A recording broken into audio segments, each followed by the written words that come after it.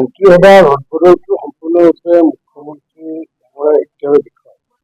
গতিকে তেওঁ নিজে যিহেতু এখন চৰকাৰ চলাই আছে আৰু এই চৰকাৰখন যিহেতু পাৰফৰ্মেঞ্চ বেছ চৰকাৰ আৰু মুখ্যমন্ত্ৰী ডাঙৰীয়াই কিমান সংস্কাৰ আনিবলৈ সক্ষম হৈছে, মই কিমান দলং কিমান ৰাস্তা কৰিলে সেইটো সুকীয়া, কিন্তু সেইটোৰ উপৰিও মানুহে নেদেখা এনেকুৱা কাম হৈছে যিবোৰ কাম নেকি মানুহে কোনোদিন কল্পনা কৰিব পৰা নাছিল।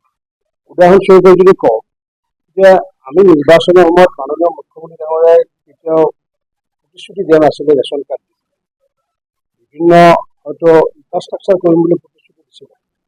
গতিকে এই প্ৰতিশ্ৰুতি নিদিয়াকৈ বা ভাৰতীয় জনতা পাৰ্টীৰ ইস্তাহাৰতো প্ৰতিশ্ৰুতি নোহোৱা কিছুমান আইটেম, উদাহৰণস্বৰূপে প্ৰথম যদি আইটেমটো চাওঁ তেতিয়া ৰেচন কাৰ্ড, আমি ইতিমধ্যে 20 লাখ মানুহক আমি ৰেচন কাৰ্ড দিবলৈ সক্ষম হৈছোঁ। এতিয়া নতুনকৈ আমি প্ৰায় 42 লাখ মানুহক ৰেচন কাৰ্ড দিবলৈ সক্ষম হৈছোঁ আৰু নতুনকৈ আমি 20 লাখক দিবলৈ গৈ আছোঁ। গতিকে 62 লাখ মানুহে অসমত কোনো কালে ভবা নাছিলে যে তেওঁলোকে নতুন ৰেচন কাৰ্ড পাব।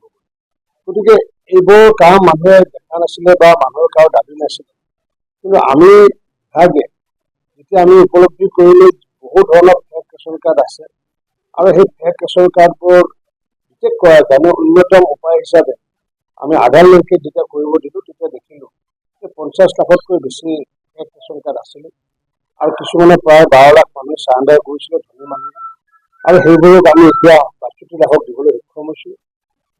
ঠিক তেনেকুৱাকৈ আমি যদি কওঁ যে আমি সচিবালয় হওক বা জিলা প্ৰশাসন, সচিবালয়ত আমি প্ৰায় এই 3টা বছৰ আমি 3 লাখ আমি ফাইল ডিছপ'জ কৰিছোঁ, ই ফাইল ডিছপ'জ কৰিছোঁ।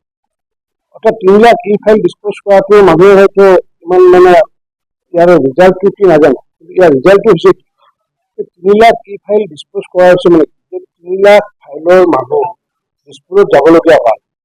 অৰ্থাৎ 3 লাখ মানুহৰ এই খৰচটো বাচি গৈছে।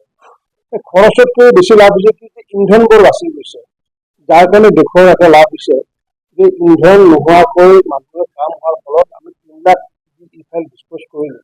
সমান্তৰালভাৱে আমাৰ জিলা প্ৰশাসন আমি প্ৰায় 1,85,000 আমি ই ফাইলৰ জৰিয়তে মানুহৰ কাম কাজবোৰ আমি নিষ্পত্তি কৰিছোঁ। এইবোৰ মানুহ নেদেখা একোটা ডাঙৰ চিন্তা। ঠিক তেনেকুৱাকৈ আগতে কাষ্ট চাৰ্টিফিকেট আনিবলৈ যাবলগীয়া হ'লে যিটো তেওঁলোকৰ হাৰাশাস্তিৰ সন্মুখীন হৈছিলে, কিন্তু এতিয়া অনলাইন যোগে যেতিয়া কাষ্ট চাৰ্টিফিকেট আমি যেতিয়া দিয়াৰ ব্যৱস্থা কৰিলোঁ। ঠিক তেনেকুৱাকৈ মাটি বাৰীৰ ক্ষেত্ৰত আমি জানো যে মাটি বাৰীৰ ক্ষেত্ৰত আমি পূৰ্বতে চাৰ্কুল অফিচত যাব নোৱাৰা অৱস্থা, দালাল নহ'লে আমি কোনো কাৰণতে মাটি এখন কাগজো আমি আনিব নোৱাৰোঁ।